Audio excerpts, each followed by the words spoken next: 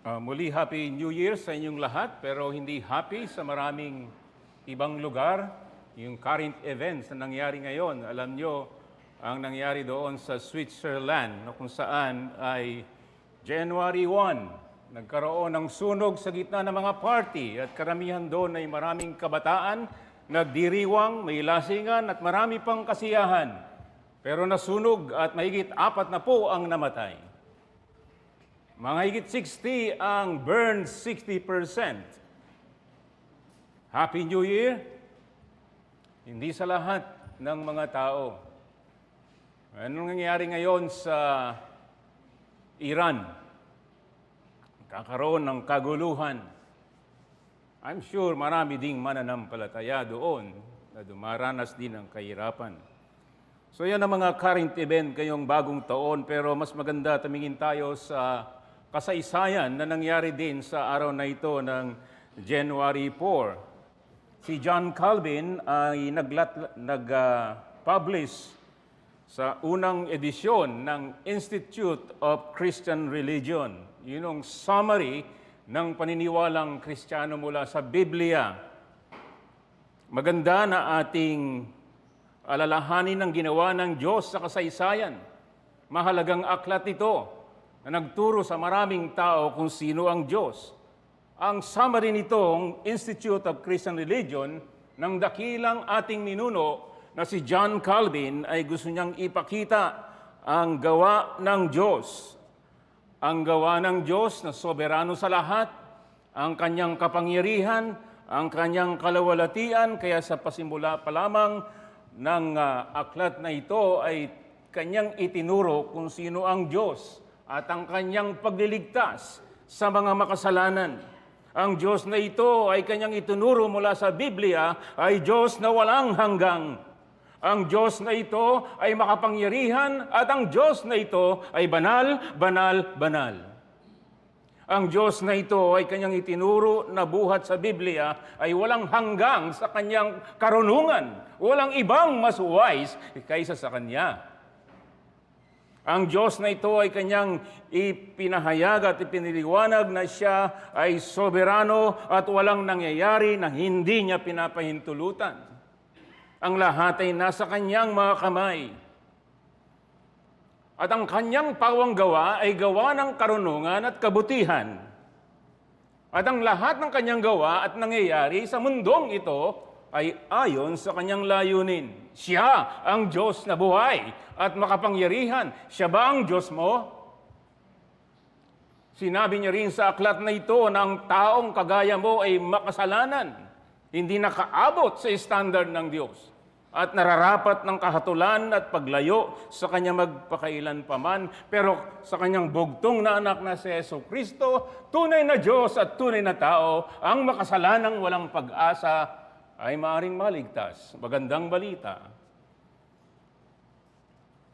Kanya din pinahayag dito ang nag-iisang ebanghelyo ng tagapagligtas kay Jesucristo at ang sakramento na dapat ay gawin ng mga mananampalataya. Ang bautismo at ang pag-alaala sa kanyang kamatayan, gawin niyo ito bilang pag-alaala sa akin. At kanyang tinalakay sa aklat nito ang buhay at moralidad ng mga anak ng Diyos.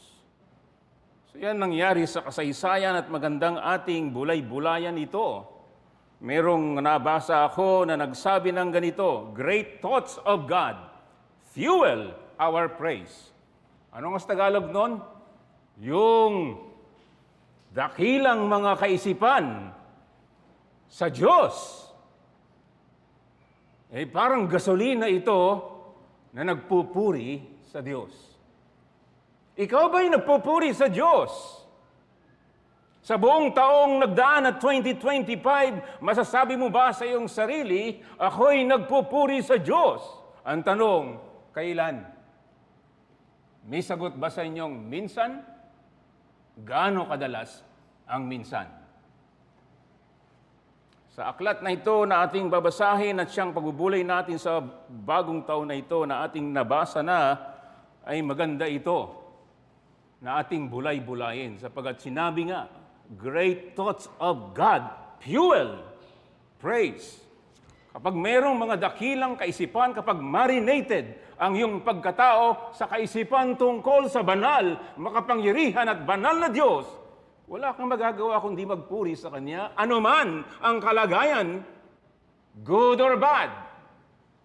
You and I will praise the Lord every day and forever. At yan ang sinabi dito ni Haring David, hindi laging flowery ang kanyang buhay, pero siya ay malapit. Ang puso niya ay malapit sa Diyos. Malapit din ang Diyos sa kanya. Awit 145, ating bulay-bulayin ang verses 1 to 21. Basahin natin ang muling bahagi nito. Sinabi ni David sa awit 145, Aking Diyos at Hari, Ika'y aking papupurihan, at aking pupurihin ang pangalan mo magpakailanman. At pupurihin kita araw-araw, at pupurihin ko ang pangalan mo magpakailanman. Dakila ang Panginoon, at sa papuri lubhang karapat-dapat, at ang kanyang kadakilaan ay hindi masukat. Sa huling versikulo, sa verse 21. Verse 20, iniingatan ng Panginoon ang lahat ng umiibig sa Kanya. Ngunit lahat ng masama ay lilipulin niya. Verse 21, ang aking bibig ay magsasalita ng papuri sa Panginoon at pupurihin ng lahat ng laman ng kanyang banal na pangalan, magpakailanman. Amen. Purihin ang Diyos sa kanyang banal na salita. Muli tayong lumapit sa panalangin. Aming Diyos, ito'y iyong banal na salita. Thousands of years, ginamit mo na ito sa maraming tao. Gamitin mo rin po sa amin ang mga tao, lalo na sa iyong mga tao. Hiling namin ang kapangyarihan ng banal na Espiritu Santo upang makinabang ang bawat isa. Bata, matanda, babae, lalaki, bago o luma, maraming alam, walang alam. O Diyos, gusto mo na makilala ka ng iyong nilikha, sa iyong katangian, sa iyong kapangyarihan, at sa iyo ang kalwalatian. Dalangin namin ito sa pangalan ng Panginoong Yesus. Amen. Ang mensahe dito, dahil 7 beses binanggit dito yung salitang praise, papuri, 7 times. At kapag yan ay inulit-ulit sa mga tuwid, yan ay mahalaga. Importante talaga. Ulit-ulitin. Yung iba, nakukulitan. Meron ba sa inyo? Pag paulit-ulit na kayo sinasabihan, ang kulit naman ito. Hanggat di mo yan nagagawa, kailangan mong pagsabihan. Kaya ito'y paulit-ulit na binanggit ng tao ng Diyos na malapit ang puso sa Diyos.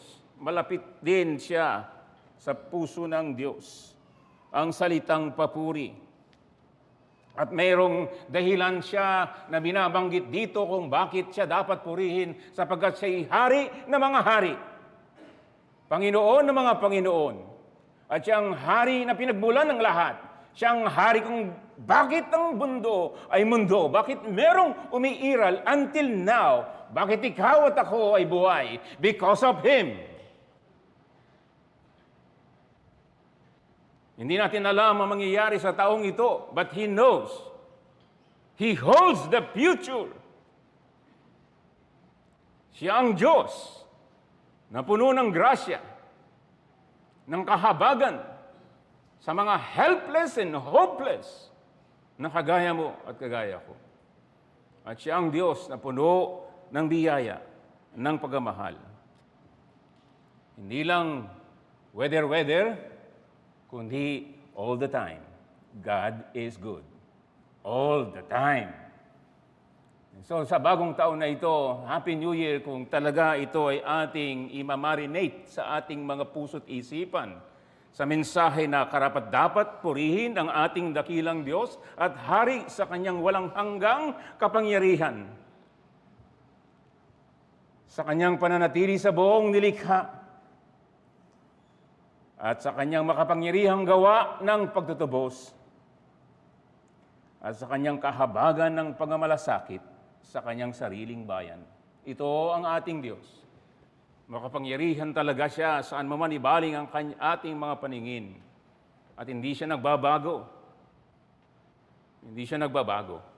Kahit babago-bago ang mga politika, mga tao, mga pastor at miyembro, hindi siya nagbabago. Kaya nga ang aklat ng Hebreo, pagkatapos niyang turuan sila, tingnan ninyo yung mga nauna sa inyo. Ipako ninyo, Hebrews chapter 12, fix your eyes to your God, to Jesus Christ, our God and our Savior. Siya ang may pasimula at may pagtatapos ng pananampalatayang nagliligtas. And dahil dyan, mga kapatid, mga kaibigan, mga bata at matanda, karapat-dapat talaga na ibigay natin bilang kanyang nilikha na benepisyaryo, umaasa sa lahat ng mga pagpapala na sa kanya lamang nagmumula, na ating siyang purihin, ating siyang sambahin. Walang mga reklamo dito sa awit na ito, walang mga paghingi. Yan ang gusto mong gawin, di ba? Marami kang gustong hingin sa Panginoon. Talaga naman siya nagbibigay. Pero dito, purely, gusto niya ipahayag ang kanyang sarili, ang buong kanyang pagkatao sa Diyos. Yung papuri, at I think yun ang kailangan nating matutunan. I think yun ang solusyon sa maraming problema na magugulo na pag-iisip. Out of focus sa Diyos. Out of focus. Photographer, ako at kami doon sa trabaho ko noon ay hindi tatanggapin kapag out of focus ang picture. Kailangan very clear. Ang focus, yung guhit ay very clear. Ganon din sa paglalakbay sa buhay ng mananampalataya. Kailangan natin ay clear focus sa ating dakilang Diyos. Kapag ikaw ay out of focus, lahat ng area ng buhay mo out of focus, family, work, church life, politics. But by God's grace and by the help of the Holy Spirit, nakikita natin siya bilang siya. Let God be God. And then, makapagpupuri tayo mga kapatid. Ano man ang ating danasin ngayon, lahat ay nasa kanyang mga kamay. Magandang kanta yung di ba? Whatever God ordains is right. Ano man ang kanyang tinalaga noon, sa kanyang providensya ay gagawin, at ang lahat ay para sa kanyang kapurihan. Two things. Number one, verse 1 to 6 and verses 10 to 13, purihin ng Diyos at hari sa kanyang kapamahalaan, siyang namamahala. Number 2, purihin ng Diyos at hari sa kanyang katapatan. In verses 7 to 9 and 14 to 21. Yan po ang nais niyang malaman mo sa bagong taon na ito. Naway ikay magpasalamat na ikay buhay pa. Binanggit ko sa introduction yung mga wala ng bagong taon. Tapos na. Bago dumating ang trahedya na yon, punong-puno sila ng pag-asa. Maraming gustong gawin sa buhay. Pero ang sinabi ng Diyos, enough. That's the end. I'm sovereign. Hanggang dito lang ang buhay na binigay ko sa iyo. Kaya mahalaga talaga. Mahalaga na sa focus tayo. Na nilikha tayo para sa Kanya. Yan ang sinabi ng genius sa tao, sa kasaysayan, si Saint Augustine, ginawa mo kami para sa iyo.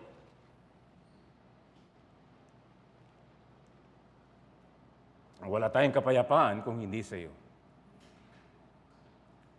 Sa verses 1 to 3 ng salita ng Diyos ay makikita natin dito ang kanyang kadakilaan at katangian, kaya dapat natin siyang purihin. Buhay na Diyos. Dakila siya, great God. Yan ang ating Diyos. Dapat siyang purihin. At sa pasimula, dito, binanggit ko, paulit-ulit niyang binanggit, purihin ang Diyos.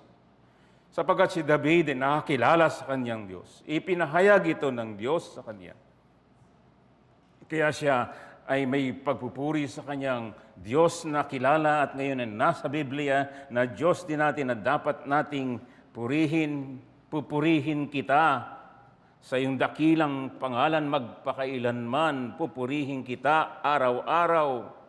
Dakila ang Panginoon. Lubhang karapat-dapat, mga words na napaka-heavy na dapat nating matutunan at ibigay natin para sa Diyos. Isang dakilang tao sa kasaysayan, si Andrew Bonar, noong 19th century, nagsabi ng ganito, kaibigan siya ng isang taong banal, si Robert Murray McCheyne. 29 years old lang nabuhay, pero siya'y kagamit-gamit sa kasaysayan ng Kristyanismo.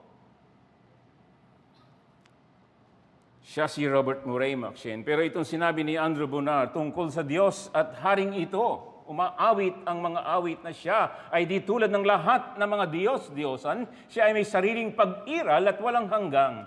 Kaya't ang kadakilaan ng alinman sa kanyang mga kasakdalan ay hindi masasalaysay.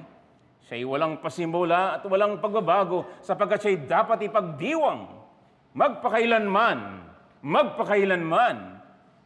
At ang lahat ng ito ay kanyang mismong pagiging essence, sapagkat siya ay Jehovah. Lahat ng kanyang ginagawa ay ginagawa ng may karunungan. Kaya siya dapat purihin sa lahat ng kanyang ginagawa. Ang kanyang mga gawa ay nagpapakita ng dakilang kapangyarihan. Siya rin ang matuwid. At ganun din ang puspos ng pag-ibig, kagandahang loob at biyaya. Ito ang mga taong kagamit-gamit sa Christian history, sapagkat puspos sila ng pagkakilala sa Diyos. And you and I may opportunity na magpalago, hindi lang sa mga bagay na temporal at mga bagay dito sa lupa. Kung meron mang subject na dapat nating masterin ito, it is our God. At yan si David. Sa gitna ng kanyang mga pagdurusa at paghihirap at mga pagpapala, hindi nawala ang kanyang paningin sa kanyang Diyos. At yun ang kailangan mong gawin sa taong ito.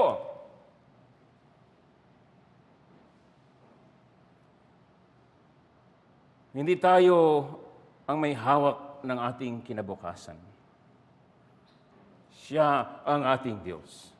At bilang Reformed Baptist, tayo po ay meron ditong Confession of Faith, 1689 Baptist Confession of Faith. Review chapter 2, kung sino ang Diyos na sinasamba natin dito.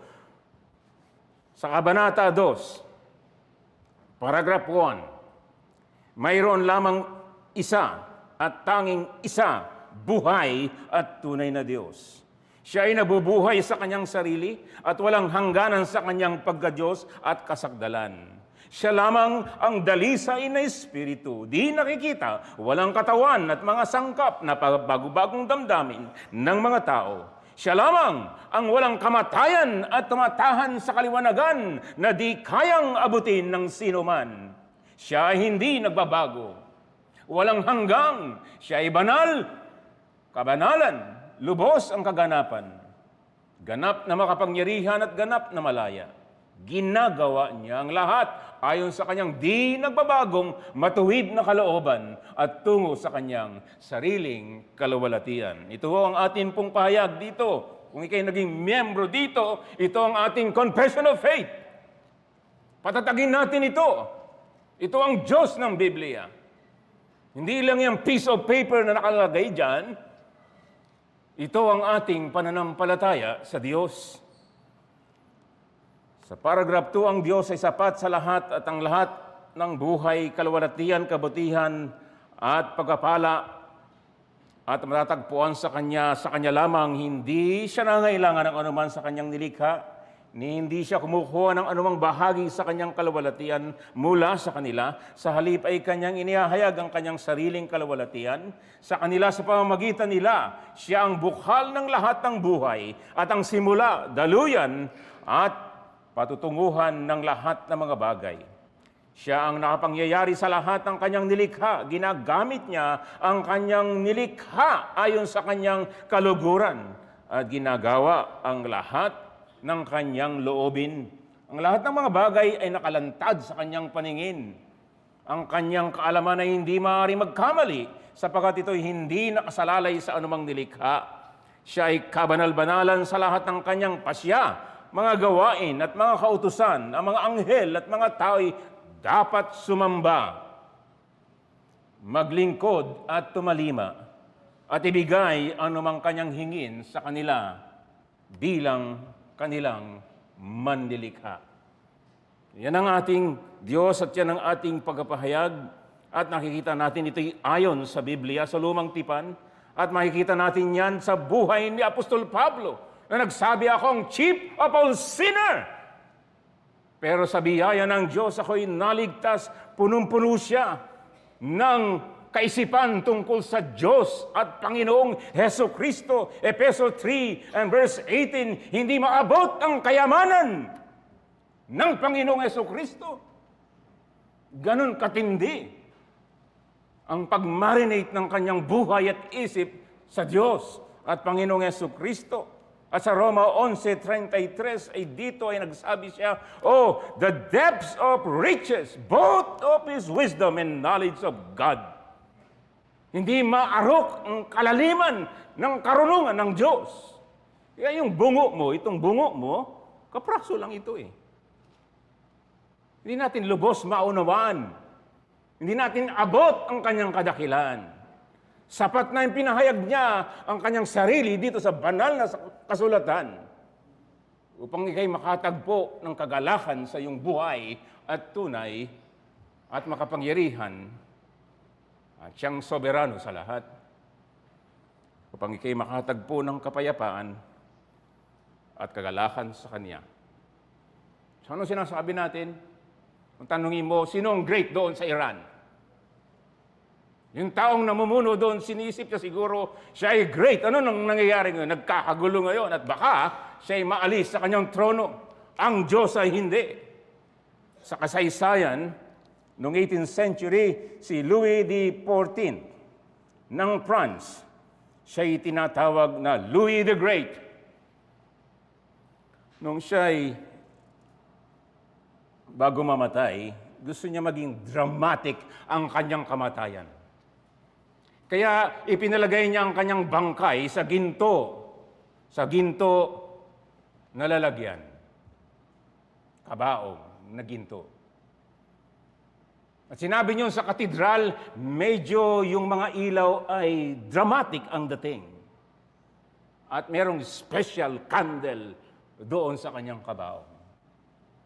At tahimik ang lahat. And then, dumakad si Bishop Massillon at siya'y dahan-dahang lumapit. At pinatay niya ang kandila. At siya'y nagsalita, only God is great. Only God is great. Walang sino man. Walang sino man. Walang empire na nagtagal. Maging sa ating kapanahunan. Only God is great. Kaya mabuti, mga bata, mga Kristiyano, huwag mong assume na ikay miyembro ng Iglesia ng Reformed Baptist. Pagdating mo sa langit, tatanungin ka ba, ikaw ba ay miyembro ng Reformed Baptist? Parang tatanungin ka kung ikay tunay na nagpupuri sa buhay at tunay na Diyos sa Panginoong Jesucristo. Every day and forever. Only God is great. And that means, suriin mo, sino nagkukontrol ng buhay mo, ng isip mo, sino nagpapaikot ng buhay mo? Tao, pamilya, kaibigan, pastor, diakono, miyembro, tao. Only God is great. Only God. Sapagkat siya'y nilikha, naglikha ng lahat, at nag-supply ng lahat. Kaya sa bagong taong ibinigay niya, ating ayusin ang ating katinuan ng pag-iisip. Only God is great. Matakot tayo sa Kanya at sumamba. Sa verses 46, siya'y makapangyarihan sa Kanyang gawa. Saan mo manibaling ang iyong paningin? Tumingin ka. Karamihan sa inyo nagpunta sa bakasyon. Anong nakita niyo doon? Sa inyong paglalakbay, unless na kayo lumipad. Kahit lumipad ka, makikita mo ang nilikha ng Diyos. Kung ikay nagbas, makikita mo ang daanan mo.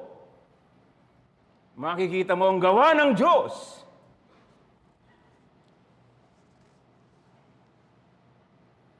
Kalooban ng Panginoon ay malilipat kami sa Baras, Rizal. Medyo may hill doon. Magandang magkape-kape doon sa labas. Makikita mo ang hill, ang magandang sikat ng araw. Ang kabundukan ng mga puno. Napakatigas ng puso mo kung di mo makita ang kamay ng Diyos sa Kanyang paglikha ng lahat. Napakaganda ng buwan kagabi, nakita niyo ba? Si Kuya Glenn ay madalas silang nag-enjoy sa motorcycle papunta doon sa may Infanta, Quezon. At hindi niya maalis ang kanyang paghanga sa dadaanan mo ng mga puno at mga bundok at magandang nilikha ng Diyos. Sa iba, picture-picture, selfie-selfie lang. Do you see the hand of God na lumikha sa lahat? At ikaw na araw-araw na nanalamin. Isipin mo kung paano ka ginawa sa sinapupunan ng iyong ina. At ikay naging tao, hindi ka hayop. So ang Diyos ay karapat-dapat na purihin. Sinabi niya sa verses 46, ipagmamalaki niya. Sa isang saling lahi sa kasunod dito, ang iyong mga gawa at ipapahayag ng iyong mga gawang iyong kadakilaan. Sa maluwalhating kaniningan ng iyong karangalan at sa iyong kahangahangang mga gawa, ako'y magbubulay-bulay. Ipapahayag ng mga tao ang kapangyarihan ng iyong kakilakilabot na mga gawa. At akin namang ipapahayag ang iyong kadakilaan. So saan man natin ibaling ang ating paningin? Sa labas ng planet Earth, sa buong universe. Sa loob ng planet Earth, sa ilalim ng karagatan. Sa kailalim ng kabundukan. Ikaw ay bulag kung hindi mo makita ang kamay ng Diyos na makapangyarihang lumikha at nagpapanatili ng lahat. Paghigit sa lahat, ang Diyos na ito ay hindi lang dapat purihin sa kanyang creation, kundi sa new creation, bagong nilikha. Sa 2 Corinthians 12. Ang sinumang na kay Kristo ay kabilang sa bagong nilikha. May bagong tao. Ang mga na kay Kristo ay bagong tao, bagong nilikha, kabilang sa bagong nilikha. Mga taong pinatawad sa kanilang mga kasalanan, tinubos, binabanal, mga anak ng Diyos. Ikaw yon, Kristiyano, kabilang sa bagong nilalang.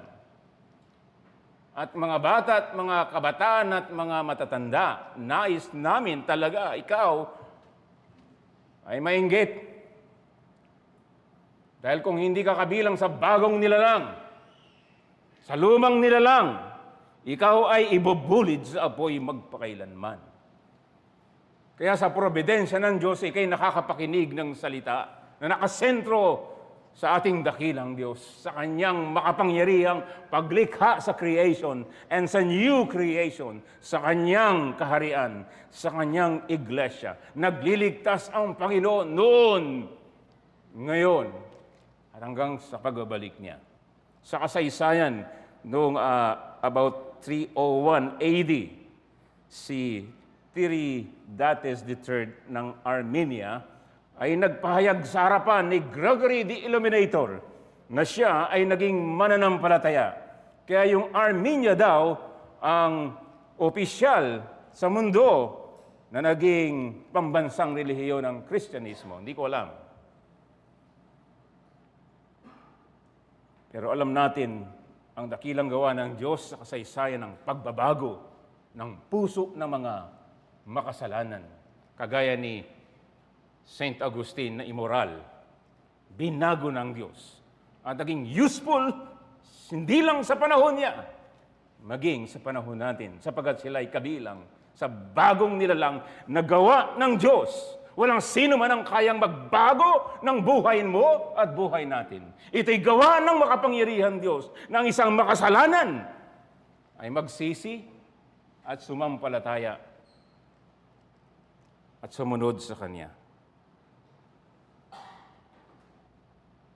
Alam nyo, magpapagawa kami ng tahanan doon at may mga manggagawa ako doon na sa providensya ng Diyos ay inilagay na mahirap ang buhay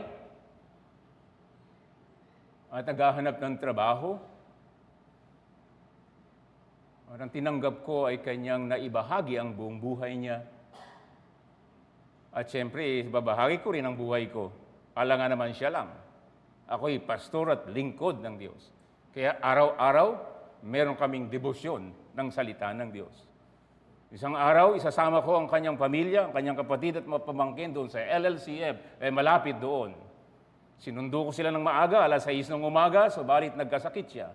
Kaya pinuntahan ko ng gabi at kami nag-Bible study sa kanilang bahay na kubo lamang, sa gitna ng bukid. Galing kami sa pagdalaw ng bagong taon sa mga kamag-anak. So pauwi ay ginutom kaya hinanap namin ng Lugaw Republic. Masarap, mainit at mura lamang. Subalit nakausap ko doon ang isang babae habang siya naghahanda ng lugaw na mainit at masarap. At naibahagi niya ang kanyang buhay na kamamatay lang ng kanyang ina. December 17 at kalilibing ng December 27. At siya'y black sheep sa pamilya. Subalit naibahagi ko sa kanya na kay Kristo ay may pag-asa, may kapatawaran ng lahat ng mga kasalanan at may buhay na walang hanggang. At yun, sinabi niya ang pinakamagandang bagong taon sa kanyang buhay. Ang Panginoon ay dakila sa kanyang gawa sa buong nilikha at bagong nilikha ang pagbabago ng masama. Bakit hindi mo pupurihin ang dakilang Diyos na ito, na nagligtas ng buhay mo, kapatid kay Kristo, at pwede tayong gamitin kahit may pagsubot at kahinaan para sa iba.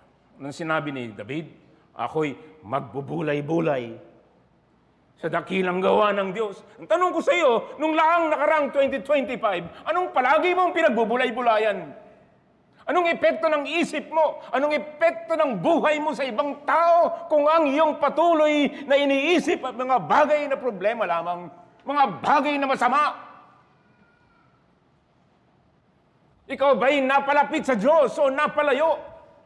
Ikaw ba'y naging tapat at banal? Ikaw ba'y naging useful sa progress ng Ebanghelyo? Mga kapatid kay Kristo, lahat tayo nagkulang, nagkasala. Subalit kagaya ni David, na nagkasala ng matinding kasalanan. Subalit siya'y hindi lumayo sa Diyos. Bagko siya nagbulay-bulay, napupurihin ko ang aking Diyos. Akin, personal. Hindi may Diyos naman, Diyos ng lahat. Personal. Aking Diyos, aking hari na may kontrol ng buhay ko. Pupurihin kita every day and forever. Kung mayroon ka mang ikaw na resolusyon sa buhay mo, sana magbulay-bulay ka sa Diyos ng Biblia, sa ating Panginoong Hesukristo, nag-alay ng buong buhay niya upang tayo mapabilang sa bagong nilikha. Karapat-dapat siyang purihin sapagkat sinabi dito sa verses 10 to 13, ang kanyang kalawalatian, ang kanyang walang hanggang kaharian. Verse 10, lahat mong mga gawa, O Panginoon, ay magpapasalamat sa iyo. At pupurihin ka ng lahat ng mga banal mo. Sasabihin nila, ang kalawalatian ng iyong kaharian at ibabalita ang iyong kapangyarihan upang ipabatid sa mga anak ng mga tao ang iyong gawang makapangyarihan at maluwalhating kaniningan ng iyong kaharian. Ang kaharian mo ay walang hanggang kaharian at nananatili sa lahat ng mga saling lahi ang iyong kapangyarihan. Purihin mo ang Diyos sapagkat ikay kabilang sa kahariang hindi mayayanig, hindi mawawasak. Anumang trahedya, anumang disaster ang dumating, in Christ, tayo'y may dakilang Diyos at Hari na matatag.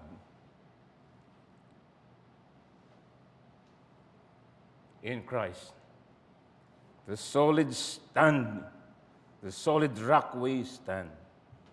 All other grounds are sinking sand. Pinahayag sa sa mga talata ng Biblia, sa lumang tipan, awit 103 verse 19, itinatag ng Panginoon ng kanyang trono sa mga kalangitan at naghahari sa lahat ng kanyang kaharian. Awit 115 verse 3, ang aming Diyos ay nasa langit at kanyang ginagawa ang anumang kanyang kagustuhan. Kaya si David ay nagsabi, pupurihin kita every day. Sa bawat araw ng aking buhay at magpakailanman. At ang iyong pangalan ay pagpahayag sa bawat henerasyon. And that means, mga kapatid, kay Kristo, lalo na mga magulang, ang ating responsibilidad ay ipahayag, i-transmit, ibahagi sa kanila sapagkat tayo hindi magtatagal. At ang katapatan ng Diyos ay mananatili sa kanyang tipan from generation to generation. Ang Panginoon ay pupurihin ng bawat henerasyon. At yan ang kontribusyon natin, mga kapatid, kay Kristo. Ating ibahagi sa ating mahal sa buhay hanggat may oportunidad, hanggat may pagkakataon. O salamat sa providensya ng Pasko at bagong taon. Sa isang banda ay napupersa ang marami na umuwi sa inyong mga pamilya. Hindi lalang para mag-enjoy, kundi ikaw ay gawing instrumento para maibahagi mo ang mahalagang mensahe ng Ebanghelyo ng Panginoong Jesucristo. So may responsibilidad tayo, mga magulang, mga kapatid, kahit hindi magulang, saan man at kanino man, ibinigay sa atin ng Diyos. So purihin ang ating Diyos sa kanyang kadakilaan, sa kanyang kapangyarihan, sa kanyang kaluwalhatian. At sa pangalawa, na maikli lamang, dapat nating purihin ang ating Diyos at ating Hari sa kanyang katapatan. May mga dakilang mga leader na makapangyarihan at magaling, pero hindi tapat. May mga tapat, pero hindi magaling. Ang Diyos natin ay pareho, na makapangyarihan, dakila at tapat, hindi nagbabago sa kanyang katangian. Sa kabutihan ng Diyos sa verses 7 to 8, kanilang sabik na sasambitin ng alaala ng kanyang masaganang kabutihan. At isisigaw ng malakas ang iyong katuwiran. Ang Panginoon ay mapagpala at puno ng awa at hindi magalitin at tapat sa pag-ibig ay sagana. Ang Panginoon ay mabuti sa lahat. Yan ang ating Diyos. At muli sa ating confession of faith dito sa Kabanata 2, siya ay puspos ng kabutihan at katotohanan. Siya ay nagpapatawad ng kasamaan, pagsuway at kasalanan. Siya ay nagpapala sa mga humahanap sa Kanya ng buong puso. Ngunit siya ay napupuot sa lahat ng mga kasalanan. Hindi niya maaaring palampasin ang kasalanan o ariing walang sala ang salarin at siya'y ganap na makatarungan sa paghatol.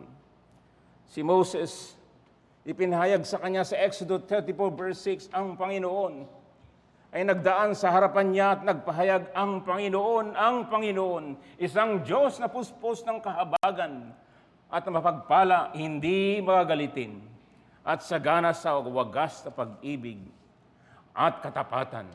Ang dakilang taong si John Calvin ay sinabi ito, na talatang ito na isang malinaw at lubos na kasiyasiyang paglalarawan ng likas na kalikasan ng Diyos na bihirang matagpuan saan man. Idinagdag pa niya na ang tamang pagkakilala sa Diyos ay iyong nag-aanyaya sa atin na hanapin Siya. At kaniyang itinanong, kung totoo na ang Diyos ay hindi lamang handang maging kaibigan natin, kundi Siya pa nga ang inilarawang may malasakit at pakikiramay sa ating mga paghihirap, na lalo pa Siyang nagiging mahabagin sa atin habang lalo tayong naghihirap. Anong kahangalan kung hindi tayo agad tumakbo sa Kanya nang walang pagkaantala? Anong sinasabi niya? Hangal ang tao na nakaranas ng mga kaawaan at kahabagan at kabutihan ng Diyos, hindi siya tumatakbo palapit sa Diyos. Full, hangal. Humahanap ka ng solusyon sa lahat ng bagay, hindi sa Diyos na banal at makapangyarihan. Sinabi ng awit 14 verse 1, there is no God. The fool says in his heart, there is no God. In Psalm 53 verse 1, there is none who does good. The fool says in his heart, there is no God. Fool, hangal. Gano man ka-smart ka sa iyong buhay, if you reject this God, you are fool. And in the end, sabihin niya, lumayo ka sa akin, hindi kita kilala. Away from me. Mga kapatid, kay Hesus Kristo, paalala sa atin kung paano tayo nabago at napalapit sa Diyos, hindi sa ating sariling kakayahan, kundi sa awa ng ating Diyos kay Hesus Kristo, na Siya ang mabuting pastol ng ating kaluluwa. Inialay niya ang Kanyang buhay upang tayo ay maligtas at mapatawad sa lahat ng ating mga kasamaan at kasalanan. Ang ating Diyos ay puspos ng kaawaan at biyaya. Siya ang bukhal ng awa at hindi natin kayang ubusin ang biyaya ng Diyos. Muli doon sa aming lilipatan sa Baras, Rizal, meron doong isang Kristiyano nakatira din banda roon at meron siyang bukal at masarap na tubig at hindi nauubos ang tubig doon sa bukal. Ganon ang grasya ng Diyos, ang awa ng Diyos. Kaya karapat-dapat na ating siyang purihin. Verses 14 to 20, iyong bulay-bulayin ang Panginoon sa lahat ng Kanyang katangian na nagbibigay ng pagkain, na sa mga nalulugmok siya'y nagtatayo dahil sa mga kabigatan ng mga pagsubok, marahil ay dahil sa kasalanan o sa tukso o ng diabolong si Satanas. Sa panahon ng kagutuman, siyang nagbibigay sa tamang panahon. Siya ang ating Diyos na tunay na malapit sa mga nananawagan sa Kanya, nananalangin at dumaraing sa Kanya. Siya'y nag-iingat sa mga umiibig sa Kanya. Iniibig mo ba Siya? Yan ang ating Diyos. Kaya ang tamang tugon dito, tayo'y dapat lumapit sa Kanya sa panalangin. Dapat tayong matakot sa Kanya, yung reverential fear. Dapat tayong magmahal sa Kanya at sumamba sapagkat Siya'y mabuti, Siya'y mahabagin at puno ng grasya sa buhay natin last year and even this new year. So itong warning sa ating lahat. Mayroong babala dito. Verse 20, second part. Ngunit lahat ng masama ay lilipulin niya. Ito ang salita ng Diyos. Lahat ng masama, lilipulin niya. Masama ang hindi magpuri sa Diyos, sumamba sa Diyos, sumunod sa Diyos, sumampalataya. Masama ito at lilipulin ng Diyos ang lahat ng masama.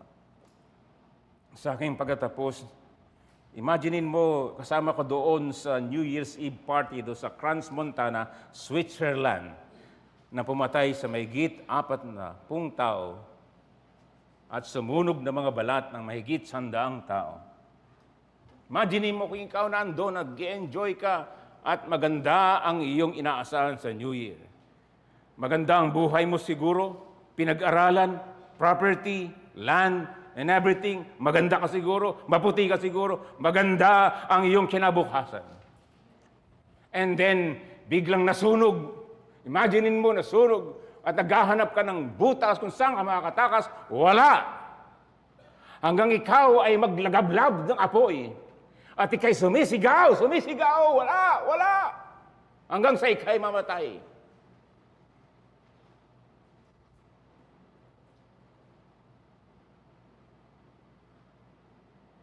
Yan ang mangyayari sa iyo kapag binaliwala mo ang kabutihan at grasya ng Diyos kay Hesus Kristo.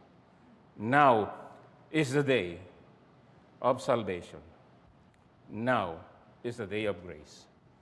Sinabi dito sa huling bahagi na aking sasabihin sa Jeremiah 29. Jeremiah 9. Sino yung malapit sa puso niya? Magmapuri dito sa kanya'y naunawaan at kilala niya ako. Ako ang Panginoon na nagsasagawa ng kagandahang loob, ng katarungan at ng katuwiran sa daigdig. Sapagkat ang mga bagay na ito ay nalulugod ako, sabi ng Panginoon, nauunawaan at nakikilala mo siya. Yan ang dahilan kung bakit mo siya pupurihin bawat araw, magpakailanman, at maging sa bagong taon na ito. Maligayang bagong taon sa ating lahat. To God alone be the glory. Amen. Let us pray. O Diyos namin, salamat po sa iyong biyaya at kahabagan. Ipinayag mo yung sarili, Panginoon, sa buhay ni David at sa buhay ng bawat isa. Tulungan mo kami na purihin ka, O Diyos, dahil sa iyong kadakilaan, dahil sa iyong katapatan. Sa iyo ang papuri at kalwalhatian, O aming dakilang Diyos, sa pangalan ng Panginoong Jesucristo. Amen.